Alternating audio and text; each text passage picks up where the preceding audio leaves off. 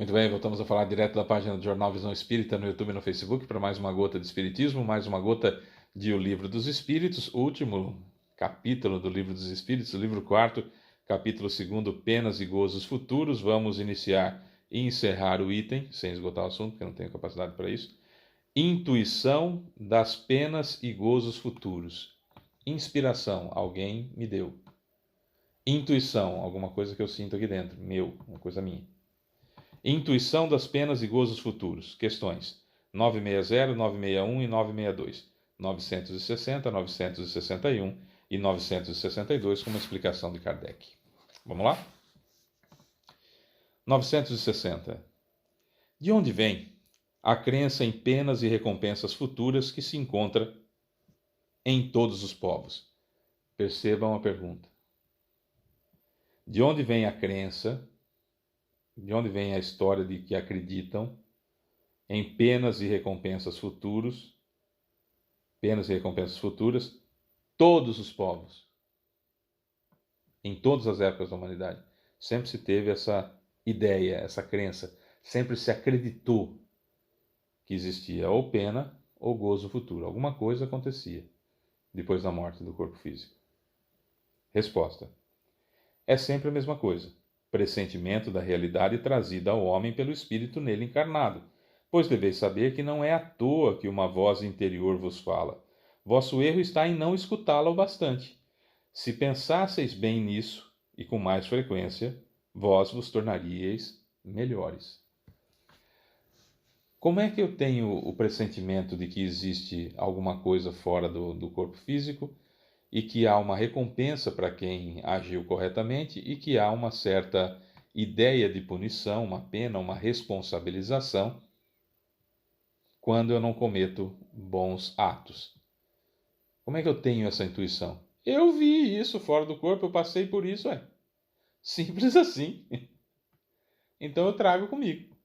Claro que quanto mais atrasados nós éramos, né, quando começamos a encarnar pelas primeiras vezes como ser humano, o cérebro era ainda muito mal desenvolvido e nós não conseguíamos trazer com nitidez aquilo que eu sei, eu, espírito, sei, quando estou fora do corpo. Então, conforme o tempo vai passando e as encarnações vão se multiplicando e a quantidade de vidas que nós vamos tendo encarnados vão passando e os tipos de corpos vão mudando, lembra da escala de Darwin com Australopithecus nanicus? Depois vai crescendo, né? Até chegar no Homo sapiens. Houve modificações cerebrais, houve modificações na coluna, houve modificações no fêmur, houve modificações nessa parte do antebraço. Houve uma série de modificações internas. Agora, quando o planeta passar de provas e expiações para regeneração e que espíritos de mundos mais evoluídos vão começar a encarnar na Terra, nós vamos ter modificações de novo na cavidade craniana para caber mais cérebro. Nós vamos ter modificações no apêndice vai sumir, o trato intestinal vai ser diferente. Tem um monte de coisa que vai ser diferente para mudar o Homo sapiens sapiens, que é o que nós somos hoje, para um nome que futuramente vão dar.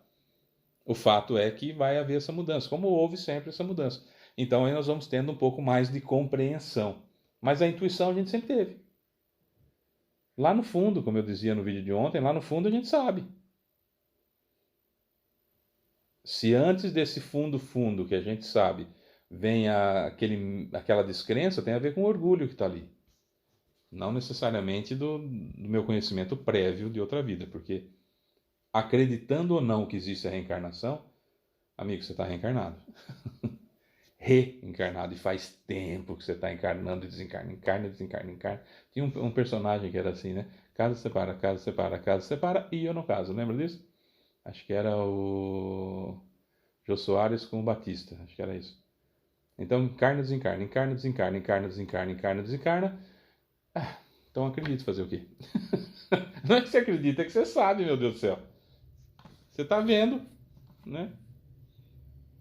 961. No momento da morte, qual é o sentimento que domina a maioria dos homens? A dúvida, o temor ou a esperança? Bateu o momento da morte. Pá, chegou minha hora. O que vem? Dúvida, temor ou esperança? Resposta: a dúvida no caso dos céticos obstinados, daquele que quer ser o bonitinho, o rebelde, de não acreditar em nada. Então, a dúvida. O temor para os culpados. Consciência pesada é triste. Porque a gente imagina que Deus é um carrasco que vai me mandar para o inferno. E não é verdade, nós já falamos alguns vídeos anteriores, quando nós encerramos o item do suicídio. Nós falamos sobre isso. Tem uma elucidação muito bacana no vídeo lá. Que dia que foi? Deixa eu ver. Dia 27. No vídeo do dia 27, na questão 957. Assiste aquele vídeo lá, é muito bacana. Muito bacana mesmo.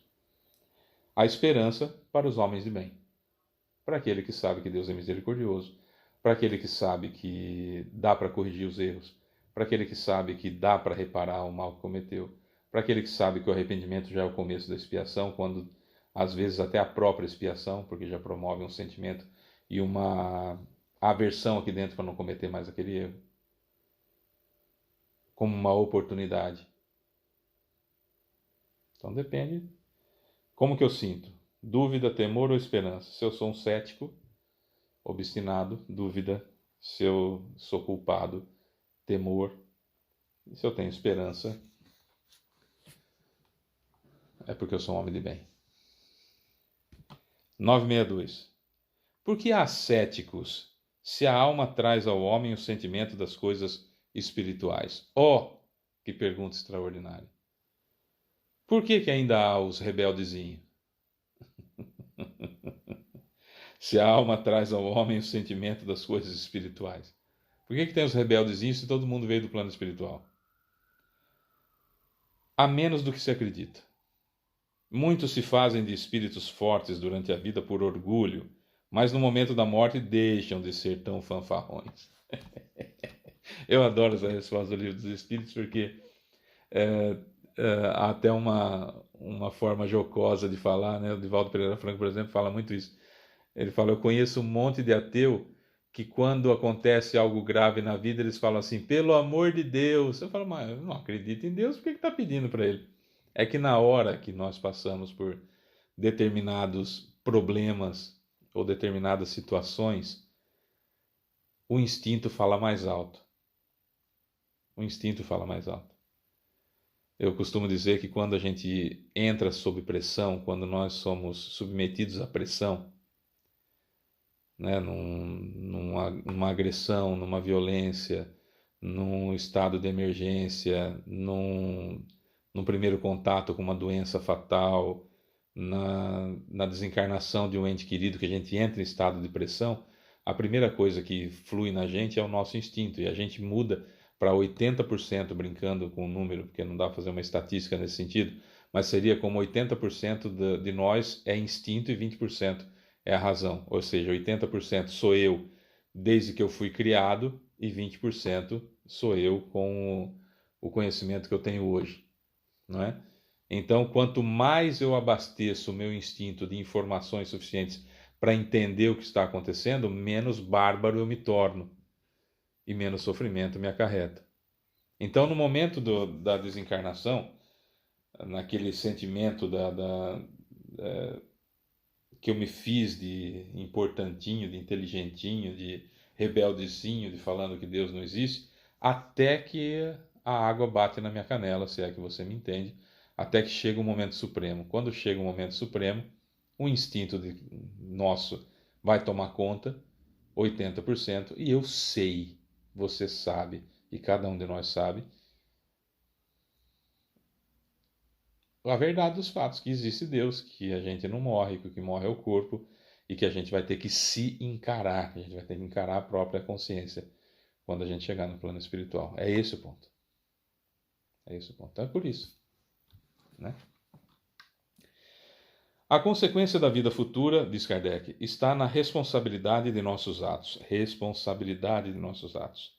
A razão e a justiça nos dizem que, na divisão da felicidade a que todo homem aspira, bons e maus não podem ser confundidos. Deus não pode querer que alguns gozem sem sofrimentos dos bens que outros só alcançaram com esforço e perseverança. Deus não é injusto. A ideia que Deus nos dá de sua justiça e de sua bondade, pelo conhecimento de suas leis, não nos permite acreditar que o justo e o mal estejam no mesmo nível a seus olhos, nem duvidar que recebam um dia um a recompensa e outro o castigo pelo bem ou pelo mal que houverem feito. Por isso, o sentimento inato que temos da justiça nos dá a intuição das penas e gozos futuros, ou das penas e recompensas futuras. Não existe um prêmio e um castigo. Ponto. Aqui nós precisamos separar os espiritólicos e os espirigélicos. Espiritólicos é aquele espírita que ainda tem muito de católico, e espirigélico é aquele espírita que ainda tem muito de evangélico. Dos espíritas de verdade. Precisamos separar. O espiritólico, o que ele faz? E o espirigélico? Eles mudam o nome das coisas. Então ele acreditava que se ele fosse bom, ele ia para o céu. E que se ele fosse mau, ele ia para o inferno. Aí ele vai para o espiritismo, mas ele continua sendo espiritólico, ele continua sendo espirigélico. Então ele troca o nome. Aquilo que ele acreditava que era céu, agora ele chama de colônia espiritual. E aquilo que ele chamava de inferno, agora ele chama de umbral. Mas não é a mesma coisa. Porque o céu seria um estado de contemplação infinita, que seria um tédio, seria um castigo, né? Você ficar numa contemplação eterna, sem fazer absolutamente nada, porque você foi bonzinho e Deus te dá o céu. Mas para entrar no céu tem tantos requisitos, tem tantas normas, que ninguém que a gente conhece entrou no céu. Começa por aí. Ou depende de alguém para pôr a gente lá. E aí a gente vai instalar o nepotismo no céu, que é uma bobagem, né? E o inferno seria eterno. Pensa, nunca mais. Você comete uma bobagemzinha aqui qualquer e eternamente, o resto da eternidade, sabe Deus quantos bilhões de anos isso vai durar, você vai ficar no inferno por causa de uma bobagemzinha que você fez. Que Deus justo que é esse? E aí o espiritólico e o espirigélico, o que eles fazem? Eles mudam o nome e acham que se ele for bonzinho, ele vai para a colônia, que se ele for ruim, ele vai para o umbral. Pera lá. Pera lá. A gente tem a ideia de penas e recompensas futuras, porque a gente ainda traz esses resquícios de que Deus tem um caderninho, ou que Deus tem um programa de computador, ou que Deus tem uma memória fantástica que vai nos punir se a gente fez alguma coisa errada, ou então vai nos dar uma boa situação. Há livros sagrados, por exemplo, que dizem que se você se matar, suicídio, hein? Se você se matar matando o seu inimigo também, que você vai para um céu que tem rios de leite e mel e 70 virgens para você. Livro sagrado que presenteia você com mulher, com outro ser humano, como se fosse para você, como se fosse um troféu. 70 virgens para você. Certo? Olha que prêmio. Num lugar que jorram leite e mel, com rios de leite e mel. Será que tem abelha? E esse leite vem de onde? Será que vai ter vaca lá? Bom, enfim. Quando a gente faz umas perguntas assim, fica tão imbecil a história, você fala assim, nossa, respeitamos os irmãos que ainda acreditam nisso, porque a evolução deles só alcançam isso, mas nós que estamos estudando o Espiritismo, temos que entender o quão ridículo é isso, né? Mas percebam, dois bens materiais, leite e mel, e um ser humano dado para o outro com posse. 70 virgens. Se ele cometeu suicídio. E sabe qual é a consequência para o suicida, para o terrorista suicida? O corpo explode, ele não percebe que o corpo explodiu. E ele então vê que continua vivo. E aquilo para ele é um tormento gigantesco. Ele mesmo se atormenta por não ter cumprido o seu dever. E ele vê só os outros mortos e não vê o corpo dele morto. Então ele se julga um assassino, sem o mérito de ir para o céu onde tem as 70 virgens. E aí ele se martiriza e é um alto flagelo. e um sofrimento inimaginável, porque, enfim, da bobagem que fez. Então a ideia de penas e gozos terrenos nós temos porque nós aprendemos o tempo todo que há muitos séculos que Deus dá recompensa. E hoje uma linha gigantesca dos evangélicos entendem que Deus é seu animalzinho de estimação. Você precisa, ele vai e faz, né? Eu tenho essa lapiseira aqui, mas você é evangélico que já adotou Jesus na sua vida, que fala de Deus o tempo todo, e Deus fez isso, Deus fez aquilo, como Deus é bom, Deus me livrou, sempre é Deus que está fazendo alguma coisa. Aconteceu alguma coisa de ruim, foi coisa ruim e Deus te livrou. Aconteceu alguma coisa boa, foi Deus que te livrou. Você não é ninguém, você está ali, né? Enfim. E aí você quer uma lapiseira dessa. Aí você bajula Deus, eu não. Mas você bajula Deus porque você é evangélico. Você bajula Deus, aí você perde. E aí Deus, na cabeça deles, me faz perder a lapiseira. E eu fico, poxa vida, perdi minha lapiseira. Eu gostava tanto da minha lapiseira. Minha lapiseira pratinha, eu perdi ela. Aí Deus faria essa pessoa passar pelo lugar que eu perdi. Aí ela acha, fala, nossa, era o que eu precisava. Olha o que Deus fez na minha vida. Tirou de mim para dar para o outro. Mas que...